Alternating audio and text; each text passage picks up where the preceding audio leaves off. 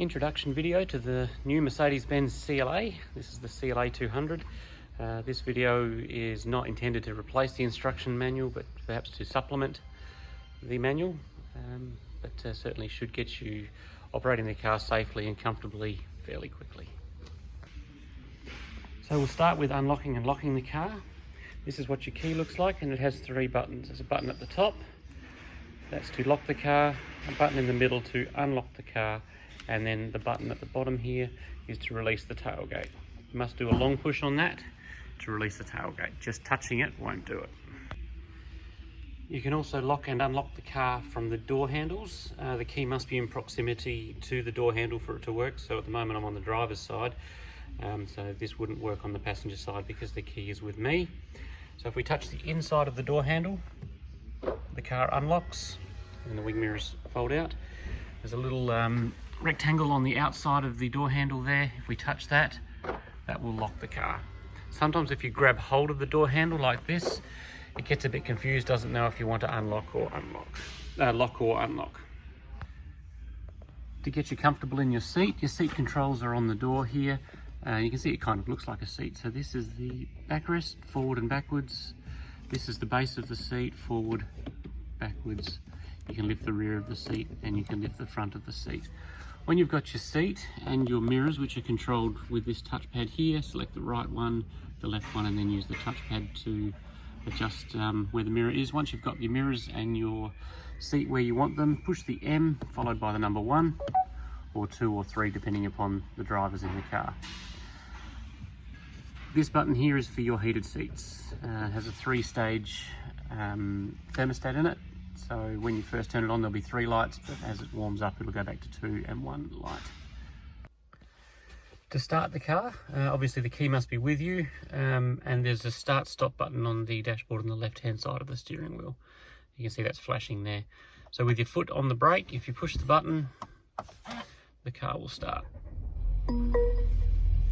Same thing with stopping the engine, just push the button to turn the engine off. As part of the start-stop button to start the engine, we've got the Eco Start-Stop function here, the A with the circle around it. This is where the engine will shut down at traffic lights. If you don't want that to happen, you must push that button there to disable that function. And you'll need to do that every time that you start the car. If you want to activate just the accessories, if you leave your foot off the brake when you touch this button, it'll turn on the accessories. One push is stage 1, and then a second push is stage 2. To select a gear, the gear shift is on the right hand side of the steering column, this one just here. If we push the gear stick all the way down, it goes into drive, all the way up puts it into reverse, and the button on the end puts it into park. There is indication on the dashboard here also telling you whether you're in drive or reverse or park. The handbrake on the car is located here, just off to the side of the steering wheel. Now normally this will work automatically, it'll turn on and off as required. But if the car does recognise a safety concern, it may not release the handbrake. It'll give you a big red message in the display up there, at which point you put your foot on the brake and pull it out to release the handbrake. Indicators are on the left hand side of the steering column, just over here. Pushing up is for the right indicator, pushing down is for the left indicator.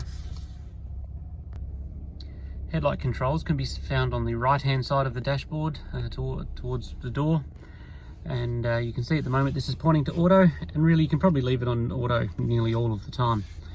When it goes dark, the lights will turn on. When it goes light, the lights will turn off. High-beam is turned on with the indicator stalk by pushing that away from you, and you'll see in the display there it says it's got the high beam indicator, but it says A on it. That is because it's got automatic headlights. So just because you've selected automatic high beam, it is situation aware, so it may not turn the headlights onto high beam. Maybe you're in an urban area or traveling at low speeds. If you're not happy with how the automatic high beam is operating, you can override that. So we go back to this, turn that to on, and then you've got control of your high beam as you would with any other car, just by using this stalk here. The windscreen wipers are on the end of this stalk.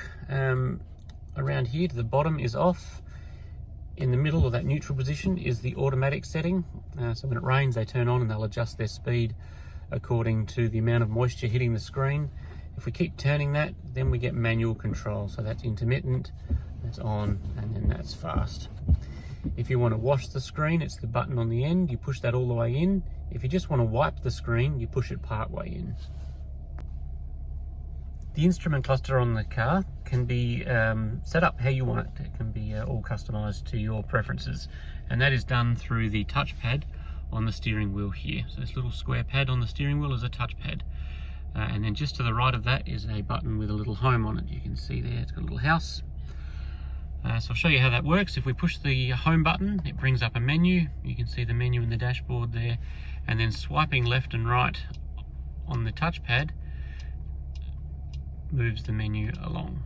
So for example, just to give you an idea how this works, we'll go to Styles and Display. We get to there and we push on the little square on the steering wheel and it brings up this menu. And then we can choose from Classic, Sport, Progressive or Understated displays. So for the purpose of this, we're going to go to Classic. Click on that and you'll see it all changes to a more traditional Mercedes-Benz look. And then we can adjust what is in the display here as well. So if we swipe to the right, you can see the dial on the right turns blue and there's a series of dots down that side.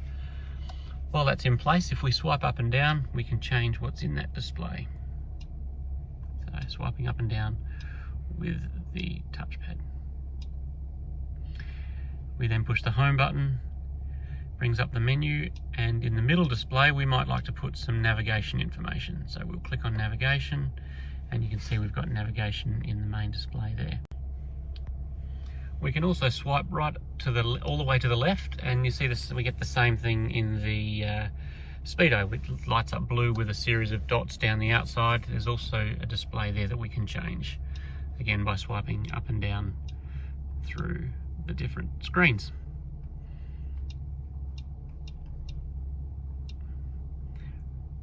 And pushing home brings up the menu, and we might like to put our radio information in the main display. If that is there, then we can swipe up and down to change our radio stations. So have a play around in there and you'll be able to customize that screen as you want it. Also on the right hand side of the steering wheel is the controls for the speed limiter and cruise control. So this car has two functions that are operated almost the same but do slightly different things.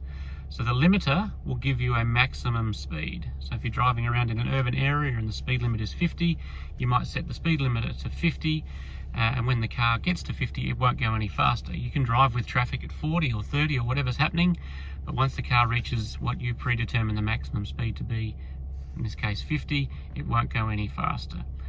To set that, we make sure we've got limiter in the display up there. You can see it says LIM, and we have LIM here. Once we're there, then we push this little rocker switch here up, and you can see it says limit 20. Push it up again, 30, 40, 50. If you push it a little way up, it goes in increments of 1. And you can see it's also indicated on the outside edge of the speedometer there, where the limiter is set to. If then you want to change it to cruise control, if we push this button once again, you can see it changes that logo to be the cruise control logo, which is just here. To set it is the same. We push that up to set. It won't set at the moment because I'm driving, and it will go in increments of 10 or 1, depending upon how hard you push that switch. Now because it has the radar cruise control in the car, you can adjust the distance between you and the car in front of you. So if you think you'd like to be a little bit closer because that's what the traffic situation is, then this switch here will move you a little bit closer with the cruise control. And you can see that little line there moving, as will tell the system to be closer or further away by using this rocker switch just here. If you want to resume, you push this upwards, and if you want to cancel, you push this one downwards. The car also has speed sign recognition. So if you want to just set the cruise control to the current speed limit, a long push on this one will do that, providing that the car has seen a speed sign. The main display in the car is controlled via the touchpad on the left-hand side of the steering wheel. You can see this one here. We have the same thing as what was on that side, but on this side for the main display over here. We also have a home button, which will bring up a menu. So we'll start there, push the home button, and you can see the menu comes up. And then we can use the touchpad to swipe across that menu to the different modes.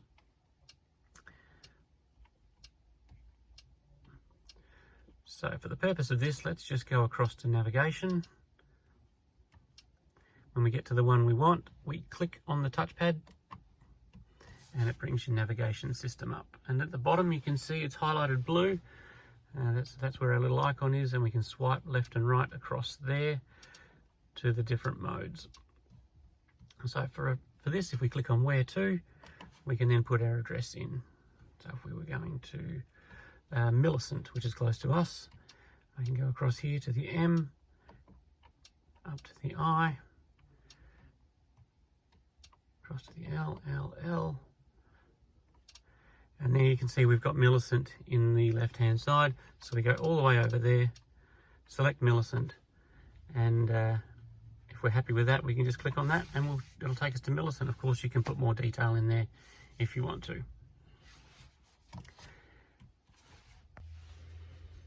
Also in the main display, there's a lot of other functions. Your phone is in here. Connecting your phone is not too difficult, and I'll show you that in a moment. We've got our radio in there. We've got our comfort settings, settings for the car, which we'll go through shortly. But this touchpad can control, the little touchpad on the steering wheel can control that screen. The other way to control this screen is by touching it. It's a touch screen similar to an iPhone or a smartphone. So you can see just swiping across, you can manipulate the screen as such. I find that a little bit clumsy while I'm driving because it's a little bit of a reach to get to the screen, but I know a lot of people do prefer to use the touch screen because it is very intuitive. So for the purpose of this, let's go to comfort. We're going to click on comfort, and here we can adjust some different settings in the car. So we've got ambient lighting, and we can change the color of that. And at the moment we're on Glacier Blue, but let's try Fire Red. And you see the colours in the car changing to fire red. Some different settings over here on the right that you can play around with as well. And we can also adjust the brightness. And you can see there's 3 different settings: ambient, emphasis and vents. And at the moment they're all joined together. We can separate them by selecting brightness zones. And then you might like the ambient lighting to be 100, but the emphasis to be 40 and the vents to be 70, for example. And you can set that up to your preferences. The radio is very easy to operate. The car is always scanning for the strongest stations. And when you're in the radio screen, you can scroll through the radio stations with the touchpad on the steering wheel. You can see them changing there. You can also scroll through with the touch screen. Find the one that you prefer. In this case, let's go with ABC Classic FM. And if you want to then make that a favorite, you just push the number of the one that you want to store it on. While we're talking about controlling that main screen, in the middle of the car there's a touchpad. This works very much like the touchpad on a laptop. So swiping left and right on this will adjust the different stations, in this case the stations. But we can push the home button, brings up the main menu. We can swipe left and right on the touchpad as well. It gives you a little bit of haptic feedback as well, which is nice, lets you know that something has happened. So that's another way to be able to operate that screen. Connecting the phone is pretty straight ahead. So of course you need to have your Bluetooth on your telephone, and you will also need to have be in the Bluetooth menus. Push the phone icon here, connect device, and then connect new device. Obviously I can't do that at the moment because I'm using my phone as the camera. But just follow the prompts through and you should be able to connect your phone up, no trouble at all. The telephone can be answered with this switch here. So pushing that upwards will answer, pushing that downwards will hang up the phone. Your volume control for the radio and so on is here. That volume control is also duplicated in the center console there. The air conditioning system is this row of buttons along here. Has dual zone air conditioning, so different temperatures on the left and the right. You can see in the display the two different temperatures. So the driver's side at the moment 21.5, the passenger side 21. If I adjust the driver's side, it leaves the passenger where it is, and then the passenger side. Oh, here's a nice little trick too.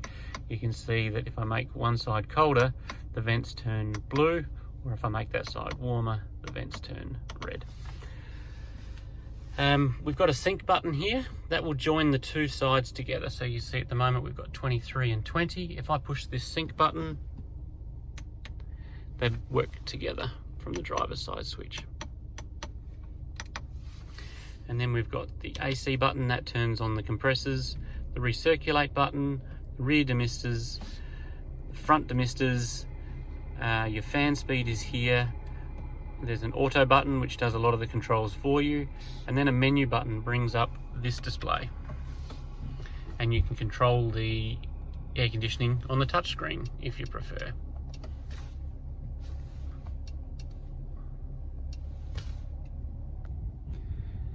The other way you can control the car is with the Mercedes-Benz Assistant. So you can talk to the car and ask for the functions that you want. I'll give you some examples now. Hey Mercedes, how may I help you? Change the interior colour blue. Okay, I'm changing the colour. Hey Mercedes, how may I help you? Change the interior colour green.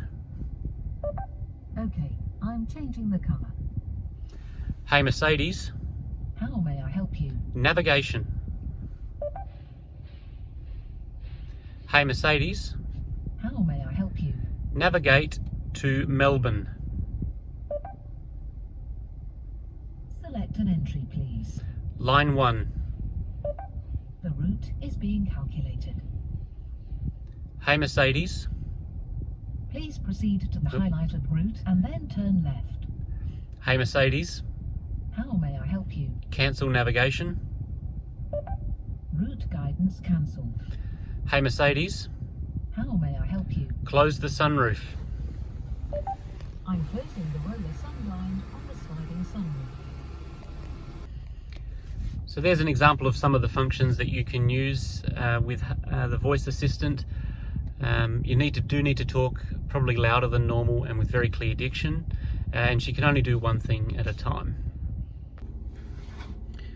Just to the left of the main touchpad there, we have a dynamic switch. This changes how the car performs. By rocking this switch forward and backwards, you can change the performance characteristics of the car. So I'll push it forward here and you'll see on the main display, we went from comfort to sport, and there's also an eco mode. And when you're comfortable with using the car in these different modes, you can set up an individual mode as well, where you can adjust the drive performance, the steering performance, and the effectiveness of the electronic stability program. Go quickly through some of the settings in the navigation system. For example, we click on the little settings here. It's sometimes nice to have motorway information on. In advance though, we can adjust how the map looks. So if we click on map orientation, we might prefer to have the three-dimensional map. And you might like to have auto zoom on, which I find pretty helpful. Take the back arrow there to go back one. Map elements, you can choose what information you have in the display for the navigation. And so have a play around in there and set it up how you want it to be set up. There are extensive vehicle settings that can be controlled through the command system or the main display here. So if we go right across to vehicle settings, let's start with the system here. We went through styles and display, so we did it on the steering wheel, but it can also be adjusted over here. You can adjust the brightness and turn the display off. With lights, we went through the ambient lighting before. Exterior lighting timing for the switch off is at 15 seconds at the moment, but you can adjust that. You can turn your interior delay off, intelligent lighting, surround lighting, etc. In the vehicle settings, we can make the car chirp the horn when the car is locked. We've currently got automatic locking on. We've got the the mirrors folding in. It will search for a filling station for you as well. We went through dynamic select with the switch here, but that's also another way to get into that. But again, there's nothing you can really break in there. Just go in there and have a play around and work out how you'd like your car set up. In the assistance, we've got traffic sign assist. So the car will recognize the traffic signs, the speed signs on the side of the road. It's not 100% reliable. Sometimes it'll see 2 signs, particularly on off ramps and so on. So you can't 100% rely on it, but it can be helpful. And it can warn you when you're over what it has seen the speed limit to be. So at the moment it's just visual, so it will flash on the main display. You can have it flash and beep if you like, but that gets a bit annoying. Under threshold, I tend to set that 3 or 4 kilometers over before I get the warning, because if you set it right on the speed limit, then it's always flashing, because we tend to drive on or 1 or 2 kilometers over. So I set it to +4, but by all means you can set that up for yourself. The car has wireless charging, so in the front of the console here, so you've got this slider here, there's a rubber pad. If your phone has got wireless charging as a function, if you place it on that pad, it will charge the phone. It only does it slowly, but it will trickle charge the phone, providing the case isn't too thick. There's also a USB port here. Now they are USB-C ports. It's a new type of connection. I'll put an adapter in there, so you can plug your normal USB in there. That's also where you would plug your phone if you wanted to use Apple CarPlay or Android Auto. The center console is opened with this button here, and in there's another 2 USB ports. I operated the sunroof with the Mercedes Assistant before, but you can do it with a switch as well. So this is the switch for the sunroof. We just pull that backwards, and you can see the blind will retract. And then from here we can tilt or slide the sunroof open. So to tilt it, we push that up, and you can see it tilts at the back. And then if we want to open it, we pull that backwards there.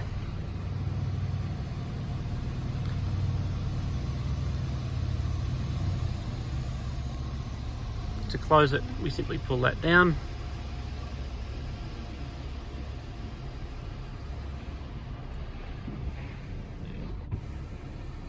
And then to close the blind, we do the same again. Important to note that the Mercedes Assistant will not open the sunroof completely. It will only open the blind. I believe that's for safety reasons. I'd like to show you the cameras now for the reverse cameras. So when the car is put into reverse, the cameras turn on. And you see this screen is split into 2 different parts. Here is the normal reverse camera, and then over here is a top view of the car. And it will always select this view when you put the car into reverse. On the left hand side of the screen though, you can see there's these icons here, and we can choose different camera views if we like. So at the moment that's our normal reverse view. We can select a wide angle. We can look at the 4 corners of the car. That's the front left, front right, rear left, rear right. If I turn the wheel, you can see the front wheels turning there. We can look out the front of the car, and we can also have a wide angle out the front of the car as well.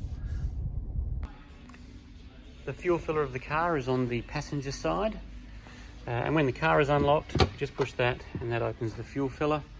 You can see there we want 95 octane. You can certainly put 98 in it, but please try and avoid the lower octane fuels.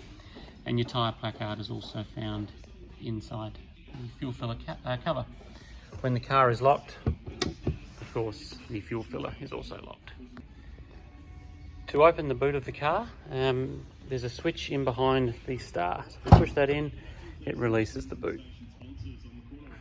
If you want to put the back seats down, these levers here do that. Pull those and they'll release the back seats.